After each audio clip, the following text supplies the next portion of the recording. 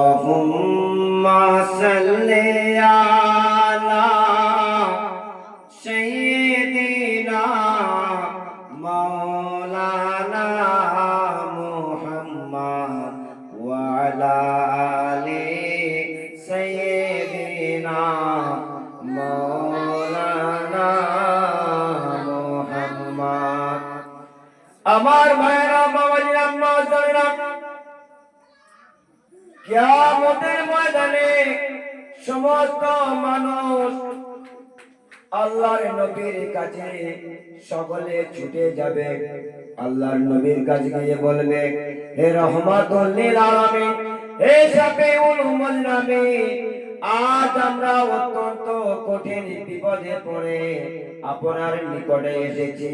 আপনি একমাত্র আমাদের প্রিয় নবী। আল্লাহ তাআলা আপনার পেছনের এবং সামনের গুনাহ সমস্ত মাফ করে দিয়েছে। আপনার মতো বেগুনা লোক হাসরের মাটি আর একজন নেই। আপনি আমাদের জন্য দোয়া করুন, যাতে আমরা এই কঠিন বিপদ হতে মুক্তি লাভ করতে পারি। আল্লাহ রাব্বুল আলামিন, আল্লাহ তাবারক তাআলা এই কথাগুলো, সমস্ত কথাগুলো সব শুনে নিয়েছেন। আল্লাহ নবী বলছেন, আল্লাহ তাবারক তাআলা আজ আমার পাপীগণের জন্য সুপারিশ করার অধিকার প্রদান করেছে। তোমরা চলে যাও, আমি এখনই হাসরের ময়দানে উপস্থিত হচ্ছি। আল্লাহ নবী দিন দুনিয়ার মাথা, ঠিক সেই সময়ে একটা বুরাক উপস্থিত হলে তিনি বুরাকে আরোহণ করে রওনা হয়ে গেলেন পাপীগণের জন্য সুপারিশ করিতে।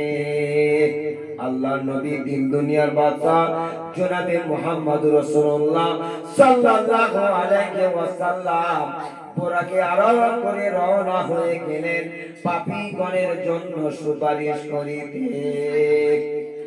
সমস্ত হাসরের মাঠে আল্লাহ নবীকে পাপীগণের জন্য সুপারিশ করতে যাওয়া দেখে সকলে অত্যন্ত খুশি হয়ে গেলেন। আল্লাহর নবী দিন দুনিয়ার বাদশা জনাবে মুহাম্মদুর রাসূলুল্লাহ সাল্লাল্লাহু আলাইহি ওয়াসাল্লাম সেই মাকামে মাহমুদের দিকে প্রবেশ করলেন। মাকামে মাহমুদে প্রবেশ করে সেখান থেকে আল্লাহর নূরের তাজাল্লি দেখতে পেলেন। আল্লাহর নবী দিন দুনিয়ার বাদশা সিজদায় পড়ে গেলেন। একই সিজদায় 7 দিন পর্যন্ত অতিবাহিত হয়ে যাওয়ার পর আল্লাহর তরফ হতে ঘোষণা হলো, হে আমার প্যারা হাবিব, আপনি মাথা তুলুন, আপনার জন্য আমার রহমতের দরজা সম্পূর্ণ উন্মুক্ত। আপনি যা চাইবেন আপনার জন্য তাই দেয়া হবে। আর কারোর জন্য যদি সুপারিশ করেন তাও কবুল করা হবে।